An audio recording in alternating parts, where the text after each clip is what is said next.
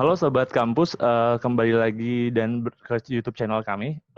Berikut merupakan program pertama ya dari tim advokasi dan promosi Universitas Palangkaraya. Nah, di hari ini kita akan kedatangan salah satu narasumber di Bincang Kampus Volume 1, di mana kita akan membicarakan mengenai penerimaan mahasiswa baru di Universitas Palangkaraya.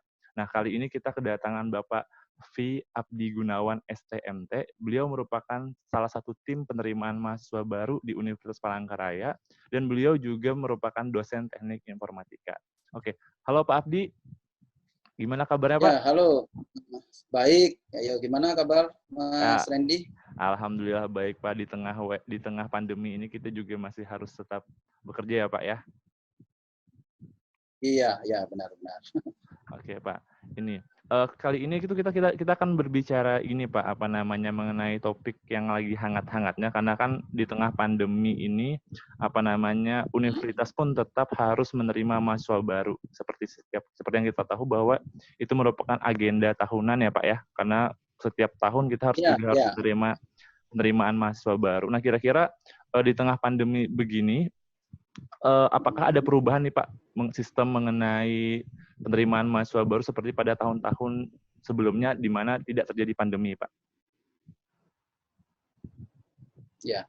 Oke, mungkin saya jelaskan sedikit. Jadi seperti tadi sampaikan Mas Randy bahwa proses penerimaan mahasiswa baru kita memang masih berlangsung. Jadi saat ini ya kita melaksanakan 3 jalur penerimaan mahasiswa baru. Masing-masing adalah SNMPTN atau Seleksi Nasional Masuk Perguruan Tinggi, kemudian SBMPTN, Seleksi Bersama Masuk Perguruan Tinggi, dan SMMPTN Barat, ya, karena kita sebut Barat karena memang kita bekerja sama dengan BKS wilayah Barat. Jadi 3 jalur ini. Nah, untuk jalur SNMPTN itu sudah dilakukan. Jadi mungkin kalau dulu kita mengenal jalur undangan, ya itulah SNMPTN. Jadi Seleksi Nasional Masuk Perguruan Tinggi Negeri yang dilakukan. Untuk dua ya, jadi SNMPTN dan SBMPTN ini dilakukan oleh sebuah lembaga yang disebut dengan lembaga LTMPT, Lembaga Tes Masuk Perguruan Tinggi mereka yang melaksanakan tes ya. Nah, untuk SNMPTN sudah dilakukan, nah ini adalah jalur prestasi, jalur seleksi di mana siswa itu seleksinya dilakukan menggunakan nilai rapot, kemudian prestasi-prestasi dan prestasi baik itu prestasi sekolah maupun prestasi siswa tersebut, dan sudah diumumkan pada tanggal 8 April yang lalu. Dan sekarang di UPR prosesnya sedang berjalan adalah pengisian UKT ya, nantinya akan menentukan berapa besaran UKT dan untuk proses daftar ulang.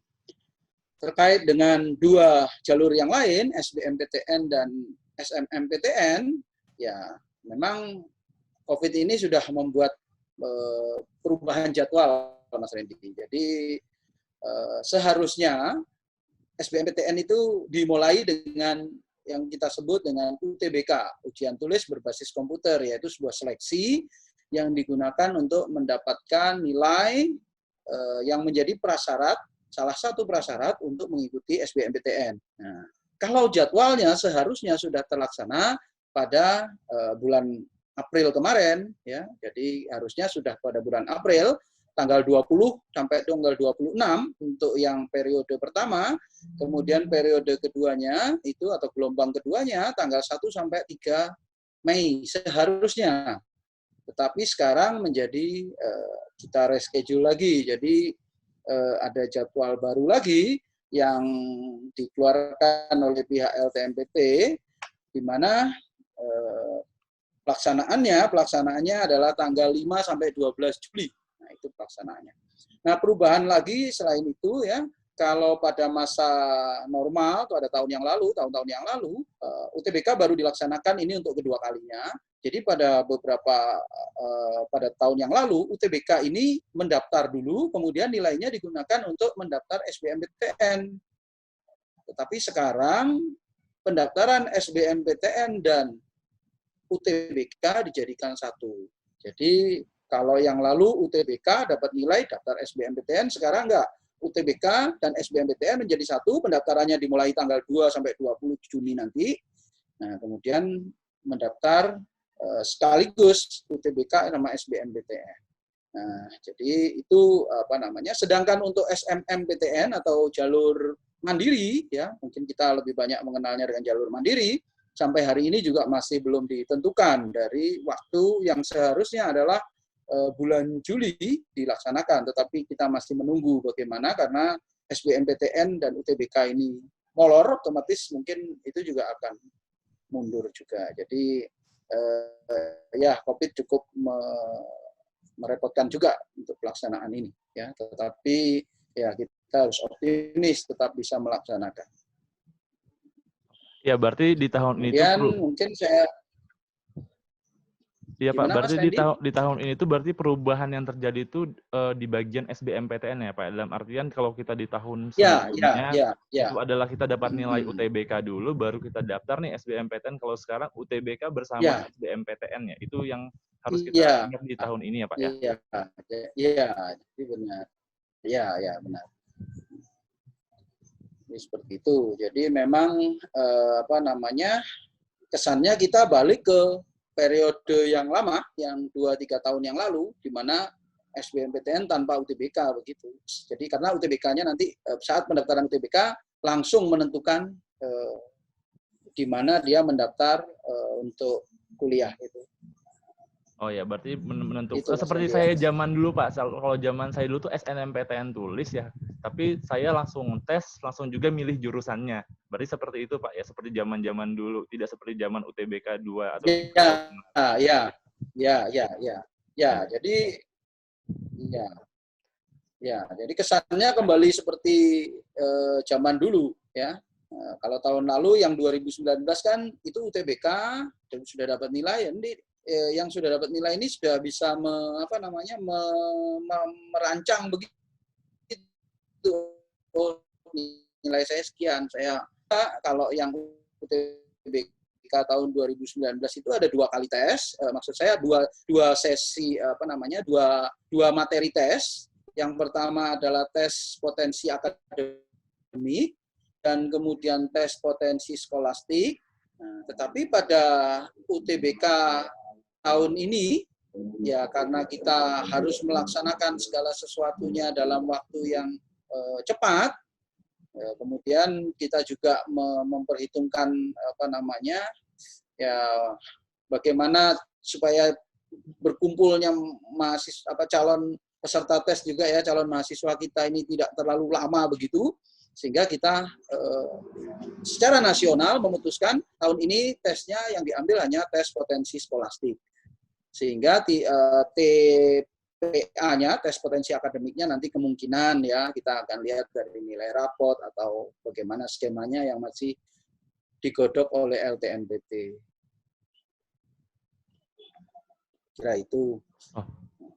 Kalau misalnya terkait SMMPTN Pak, ini kan SMMPTN itu kan seleksinya mandiri ya. Apakah kalau misalnya dulu itu menggunakan nilai dari UTBK juga, atau misalnya bagaimana dengan tahun ini Pak? Apakah juga bisa menggunakan nilai UTBK? Apa dia harus tes lagi di SMMPTN?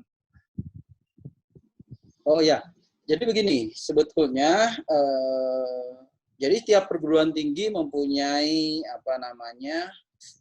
kebijakan masing-masing ya. Jadi pihak LTMPT ya menyampaikan bahwa pada seleksi mandiri bisa digunakan nilai UTBK. Nah, tetapi untuk khususnya kita Universitas Palangkaraya, nilai yang kita gunakan adalah nilai ujian tulis pada SMMPTN Barat. Jadi ujiannya memang diadakan ujian tulis. Pertimbangannya adalah jadi begini. UTBK itu secara umum bisa diikuti oleh sebetulnya dibatasi sampai 3 tahun kelulusan ya. Jadi kalau sekarang otomatis dari 2018, 2019, 2020. Iya, nah, yang boleh ikut UTBK.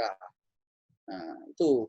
Kemudian UTBK juga mensyaratkan pesertanya mempunyai akun di LTMPT.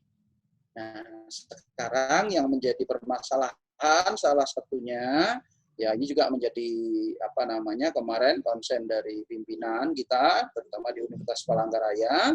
Nah, bagaimana dengan ya kita tahu Kalimantan ini sangat luas, bahkan sampai hari ini pun masih banyak pertanyaan-pertanyaan dari adik-adik kita yang Pak, kami ini belum sempat finalisasi akun LTMPT, kami belum punya akun LTMPT, apalagi mungkin di daerah-daerah yang ya secara cover sinyal atau cover informasinya belum sampai belum optimal. Nah, ini juga jadi masalah ya, karena otomatis sudah tidak bisa ikut SBMPTN, tidak bisa ikut lagi SNMPTN kalau kita menggunakan nilai UTBK. Nah, sehingga dengan mungkin kalau banyak perguruan tinggi di Jawa yang memang menggunakan pola mandirinya menggunakan nilai UTBK. Tapi saya pikir kalau di Jawa ya akses informasi akan lebih mudah sehingga ya kita paham. Jadi bagaimanapun SNMPTN memang kita masih mengikuti ujian tulis dengan harapan ya baik yang punya nilai UTBK maupun tadinya belum sempat mempunyai akun sehingga tidak bisa mengikuti tes UTBK ataupun mungkin karena ada beberapa prodi dari kita kan tidak kita tutup untuk 3 tahun ya, tapi ada juga yang 5 tahun, jadi kita menerima 5 tahun sebelumnya dari tahun 2016 otomatis 16, 17, 18, 19 dan 20. Nah, itu tetap bisa mengikuti sehingga kita buka untuk SNMPTN dan sifatnya adalah ujian tulis. Seperti itu, Mas Ren. Oke, kalau kita berbicara tentang ketiga jalur tersebut nih Pak, kira-kira apa sih kelebihan dan kekurangan dari masing-masing jalur itu Pak? Terus kalau misalnya kita nih kalau mau masuk ke universitas, kira-kira sebaiknya tuh kalau bisa lolos di jalur yang mana Pak? Itu misalnya yang lebih menguntungkan bagi siswa nih, ibaratnya seperti itu Pak. Oke, mungkin sedikit saya sampaikan ya, ini pandangan dan pendapat pribadi saya. Ketiga jalur ini masing-masing mempunyai sebuah kita tidak sebutkan kelebihan atau kekurangan, tetapi mempunyai karakteristiknya masing-masing. Contohnya SNMPTN. SNMPTN itu hanya bisa diikuti oleh adik-adik kita yang saat ini memang berada di kelas 12. Jadi ya otomatis yang SMA-nya akan lulus di tahun 2020 ini. Jadi mereka lah yang punya hak untuk mengikuti SNMPTN. Nah, otomatis ya kalau kita bilang kekurangannya apa, selain 2020 tidak bisa. Itu yang pertama. Nah, kalau kita bilang kemudian ya yang diambil adalah ranking di mana itu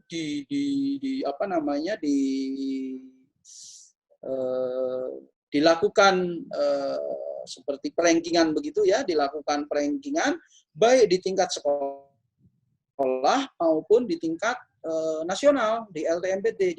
Jadi sekolah mengeluarkan ranking dan ini dipublish secara terbuka, kemudian nanti LTMPT juga akan meranking lagi. Nah, jadi otomatis memang persaingannya agak lebih ketat itu ya. Nah, jadi intinya bisa diikuti, kalau SN itu hanya bisa diikuti sekarang adik-adik yang berada di kelas 12, kemudian hanya juga di hanya mereka yang ranking.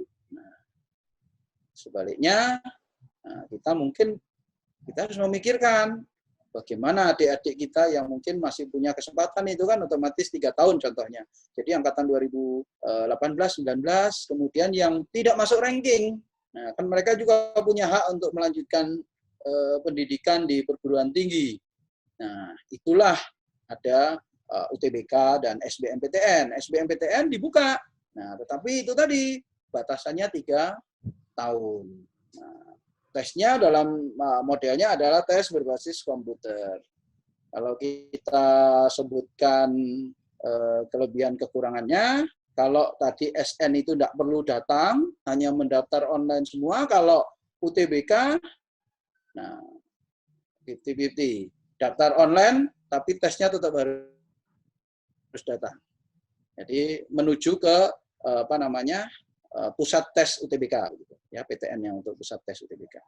Tapi sudah bisa mengakomodir angkatan 2000. Kita bicara khusus untuk tahun 2020 ini bisa mengakomodir 2019 dan 2018. Nah, otomatis itu kelebihan di SBM. Nah, selanjutnya lagi Ada jalur yang terakhir, ya kita nggak menutup mata bahwa ya bukan hanya UPR saja, lebih banyak perguruan tinggi walaupun negeri sekalipun, ya yang ya ternyata jumlah siswanya itu pendaftarnya nggak banyak sebetulnya, Mas Randy. Jadi kita ini UPR ini sudah lumayan baik, kita hanya mengambil 5 tahun gitu. Ada perguruan tinggi lain yang habis 10 tahun. Itu ada gitu ya, datanya ada. Nah, otomatis kalau dengan dijadi kita bisa mengakomodir untuk adik-adik tingkat yang berada atau siswa-siswa yang lulus pada tahun 2016-17. Nah, tapi ini juga harus tes, memang tes tulis begitu. Nah, kalau secara umum pada jalur mandiri, ya terutama kita bicara di universitas kita saja, ya, tapi saya kira ini sudah jadi rahasia umum di nasional juga sama. Biasanya ada ya uang sumbangan pengembangan institusi yang tidak dikenakan pada jalur SNMPTN maupun SBMPTN. Kalau di jalur mandiri ada, ya besar kecilnya masing-masing prodi berbeda, tetapi pada jalur mandiri, di mana ini adalah tes terakhir, memang sah untuk diterapkan adanya sumbangan pengembangan institusi, dan ini dilakukan oleh hampir seluruh universitas. Jadi seperti itu. Kalau secara perkuliahan sama saja, ya ini hanya ada jalur masuknya begitu. Ya itu, Mas Randy. Oke ya, kalau secara perkuliahan sama saja ya, tapi berbeda cuman di Sama. Ada beberapa pembiayaan yang berbeda di antara jalur SNMPTN, SBMPTN maupun jalur mandiri ya Pak ya. Oke. Ya, pertanyaan selanjutnya Pak, kan biasanya tuh ada penempatan porsi nih di masing-masing jalur ya, SNMPTN misal berapa persen, SBMPTN berapa persen, terus SMMPTN berapa persen. Nah, untuk di tahun 2020 Pak, kira-kira bagaimana UPR menempatkan porsi tersebut dalam penerimaan mahasiswa barunya Pak? Dan kira-kira jalur mana yang paling besar nih Pak porsinya? Ya. Oke, ya mungkin ya. Jadi secara nasional LTMPT, kemudian sekarang kita di Kemendikbud ya, di Ristek gitu ya, Ristek Dikti ya, sudah membuat guideline untuk masing-masing kuota untuk masing-masing jalur. Jadi secara nasional kuota SNMPTN itu dibatasi minimal 20%. Itu nasional. Jadi kita berbicara secara nasional, kuota untuk SNMPTN adalah minimal 20%. Kuota untuk SBMPTN minimal 40%. Jadi kalau SN minimal 20%, SBMPTN minimal 40%. Nah, jalur mandiri itu adalah maksimal 30%. Jadi SN minimal 20%, SB minimal 40%, mandiri maksimal 30%. Nah, kalau melihat formasi ini, ya mungkin kalau di UPR kita menerjemahkannya, di SN kita minimal 30%, kemudian di mandiri kita minimal 40%, kita ambil 40%. Jadi kalau di SN itu kita ambil 30%, di mandiri ambil 40%, di SN kita ambil 30%, di SBMPTN kita ambil 40%, dan di mandiri kita ambil 30%. Jadi totalnya 100%. Yang paling besar di SBMPTN.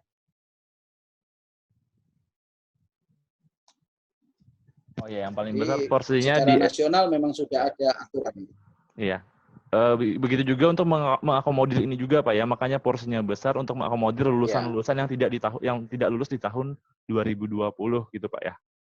Makanya porsinya bisa dibesarkan di situ. Selanjutnya ini Pak, kira-kira untuk masuk UPR itu bagaimana sih tingkat keketatannya? Jadi seberapa besar sih persaingan untuk masuk Universitas Palangkaraya gitu Pak? Ya.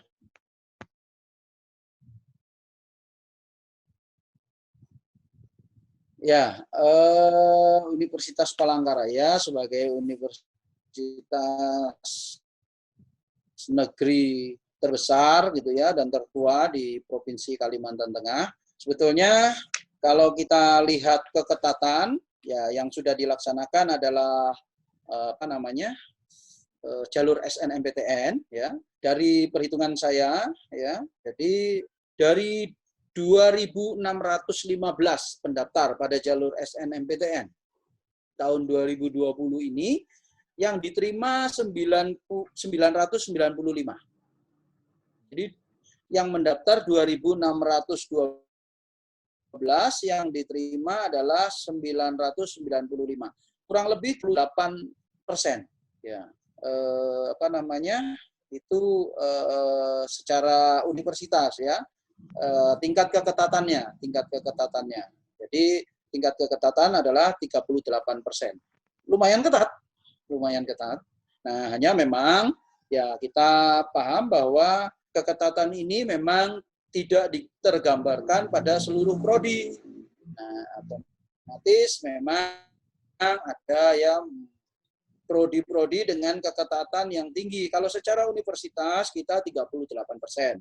Kalau melihat nilai 38% ini cukup tinggi karena otomatis dari jumlah pendaftar yang 2.612 itu 995 yang terdaftar, yang diterima itu jadi 38%. Nah, tetapi memang kalau secara universitas, secara prodi, karena itu berbicara universitas, secara prodi, memang saat ini yang tingkat keketatan tertinggi itu berada di Fakultas Kedokteran.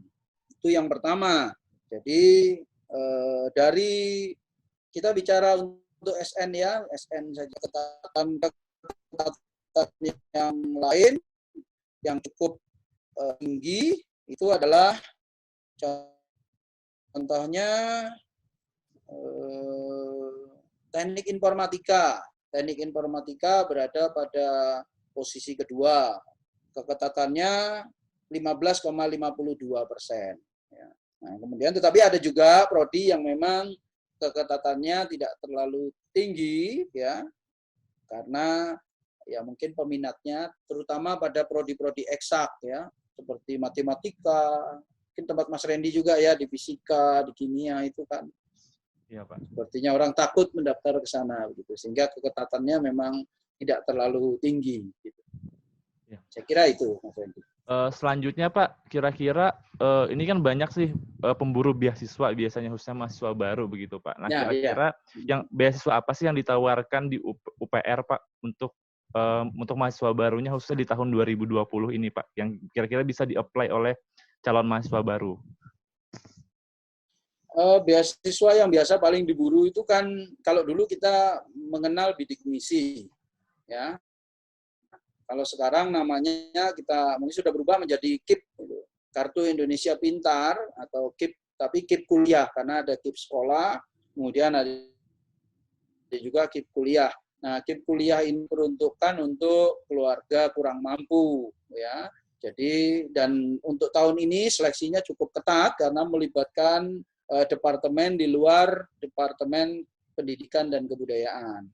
Jadi ada kementerian lain gitu, ya, ada kementerian lain di mana ada validasi dari Kementerian Sosial, kemudian dari Pemda-Pemda yang mengirimkan calonnya, sehingga tapi memang ini menguntungkan karena KIP kuliah ini mungkin kurang lebih seperti bidik misi kalau pada masa-masa yang lalu, di mana mahasiswanya nanti setelah kuliah ini tidak perlu membayar UKT lagi, kemudian justru diberi uang saku.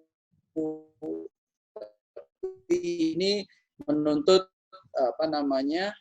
nilai atau prestasi yang cukup tinggi. Itu adalah diberikan oleh pemerintah dan bersifat nasional. UPR juga mendapatkan jatah yang lumayan untuk KIP kuliah ini. Nah, ini KIP kuliah biasanya sudah nanti bisa diakses di KIP kuliah di webnya Kemendikbud, ya.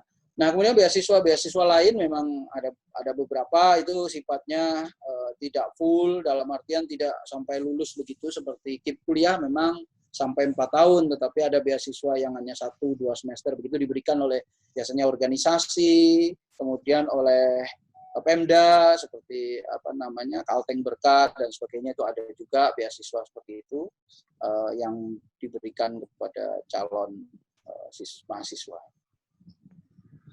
Oke, berarti di tahun 2020 ini terjadi perubahan nomenklatur dan juga lebih ketat ya Pak ya untuk beasiswa bidik misi. Dulunya bidik misi, sekarang di tahun ini adalah Ya, Kartu ya, ya, Indonesia Pintar atau KIP Kuliah ya, namanya. Jadi itu, dan dia juga lebih ketat karena melibatkan beberapa instansi lain dalam proses ya, seleksinya. ya, ya, Nah, ya. oke. Hal yang menarik juga ini Pak, apa namanya, untuk pendaftar sendiri di Universitas Palangkaraya, kira-kira peta persebarannya bagaimana Pak? Kira-kira dari provinsi mana saja sih yang telah mendaftar di UPR Pak untuk tahun 2020 ini Pak? Ya, jadi kita ini sebetulnya diminati oleh 34 provinsi.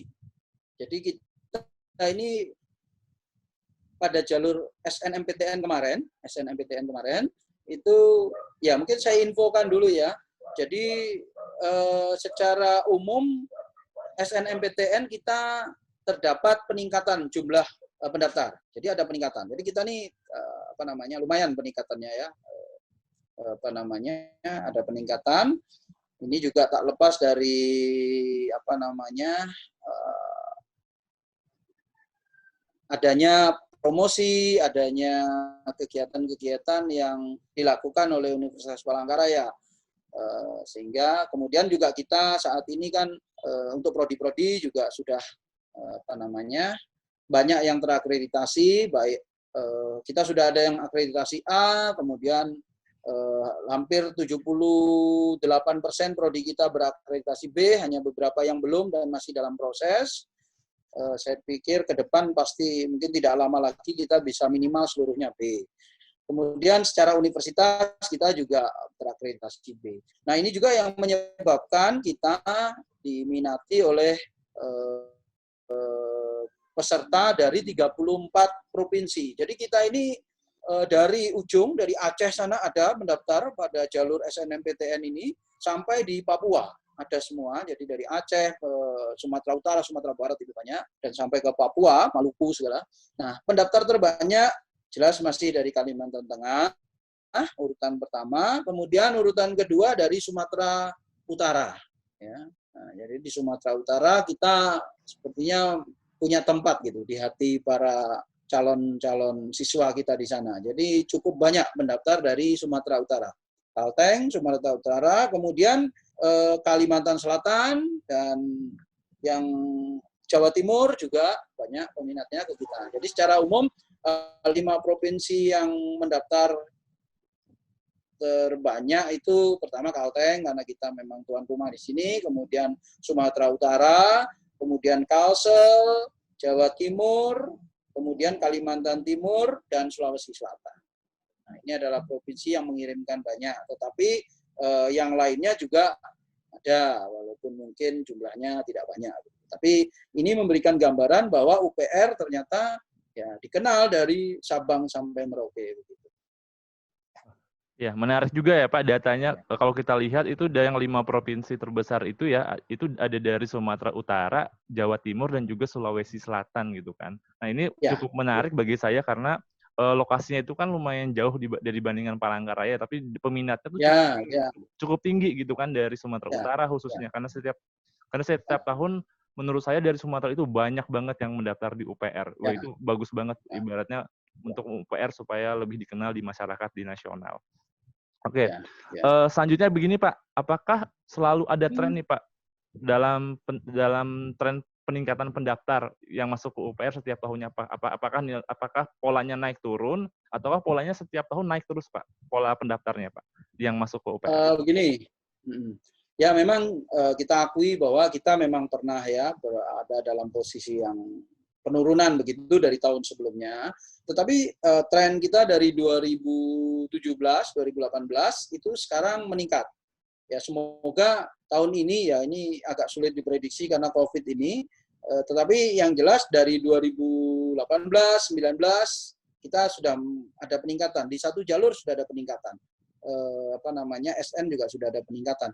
Kemudian kita masih menunggu di 2020 ini karena masih ada 2 jalur yang belum kita lakukan penerimaan, yaitu jalur SBMPTN dan SNMPTN. Tetapi yang mungkin patut menjadi catatan kita, Mas Randy, adalah bagaimana sekarang UPR ini ternyata pendaftarnya justru yang tadi saya sampaikan, dari Sabang sampai Merauke itu ada 34 provinsi itu. Artinya ya mungkin secara tren kita bisa ambil ya otomatis memang kita perhitungkan juga naik turun, tetapi menjadi dikenal oleh banyak teman-teman dari provinsi yang lain, bahkan yang sangat jauh seperti Papua dan sebagainya, itu menurut saya pribadi adalah sebuah catatan prestasi yang positif begitu. Jadi sekarang kalau kita mengambil nanti mungkin untuk urusan akreditasi dan sebagainya, ini menjadi catatan bahwa kita ternyata memiliki mahasiswa yang bukan hanya dari Kalteng. Jadi kita nggak jago kandang gitu. Kita juga diminati oleh rekan-rekan bahkan yang sangat jauh dari kita begitu. Ya. Lokasinya. Begitu juga didukung ya Pak untuk Papua ya, kita juga menyediakan asrama mahasiswa untuk Papua gitu Pak di kampus. Jadi itu juga salah satu hal yang mendukung ibaratnya untuk calon-calon mahasiswa dari luar Kalteng pun bisa masuk ke Universitas Palangkaraya. Oke, terakhir Pak, ini Pak di penghujung sesi ini kira-kira kenapa sih harus masuk UPR? Kalau menurut Pak Abdi, kira-kira bagaimana sih? Kenapa harus masuk UPR gitu Pak? Ya, kalau menurut saya pribadi, yang jelas saya menjadi seorang pengajar ini adalah tahun ke-13 saya menjadi pengajar. Dan saya bisa merasakan bagaimana dari tahun ke tahun terjadinya peningkatan, baik di sisi kualitas, baik itu kualitas SDM, kualitas infrastruktur, ya saya bisa menilai bagaimana. Kemudian ya secara bukti bagaimana siswa-siswa kita yang lulus juga banyak sudah terserap di dunia kerja, kemudian juga tersebar di ini. Saya sendiri sebagai pengajar kadang mendapatkan kabar ada siswa saya di banyak perusahaan-perusahaan di Jawa begitu ya. Artinya kita pun bisa bersaing. Dan yang juga nggak kalah penting itu adalah secara akreditasi yang merupakan bukti tertulis atau bukti yang memang sah. Ini kita terjadi peningkatan yang sangat signifikan. Jadi pimpinan-pimpinan juga sebenarnya konsen bagaimana saat ini hanya sedikit prodi yang belum terakreditasi, tapi ini merupakan prodi-prodi baru sehingga mungkin ya memerlukan waktu karena kita paham bahwa akreditasi itu memerlukan lulusan juga. Nah, salah satu poinnya itu. Dan kita sudah punya prodi dengan akreditasi A. Otomatis ini juga merupakan nilai jual kita. Nah, jadi saya berharap mungkin semakin banyak calon siswa yang percaya kepada kita Universitas Palangkaraya dalam menempuh pendidikannya, kemudian bisa bergabung dengan kita. Nah, kita bagaimanapun terus berbenah dan terus memperbaiki diri. Dan hari ini secara ranking universitas kita juga meningkat, kemudian publikasi kita di beberapa, contohnya pengajar di Sinta dan sebagainya, termasuk Mas Randy juga saya lihat ya.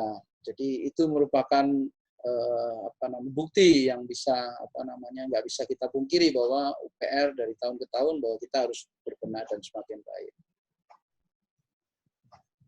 Oke Pak Abdi, terima kasih banyak ini Pak, informasinya sangat membantu sekali dan semoga nanti ini juga banyak ditonton oleh calon-calon mahasiswa baru kita ya supaya memberikan banyak manfaat kepada mereka. Mungkin tambahan saya untuk penerimaan mahasiswa baru, adik-adik kita bisa akses di web, kita ada web pmb.upr.ac.id. Nah, nanti silahkan akses di pmb.upr.ac.id. Di sana ada link untuk contohnya SBMPTN dan UTBK, ada link ke ltmpt.ac.id, atau kalau SMMPTN Barat ada link ke smmptnbarat.id. Silakan bisa dibuka di web pmb.upr.ac.id. Di sana juga ada kontak person dan baik WA maupun email yang bisa diakses. Oke, siap Pak Abdi. Terima kasih banyak sekali Pak. Informasinya sangat lengkap sekali ya dari awal sampai akhir.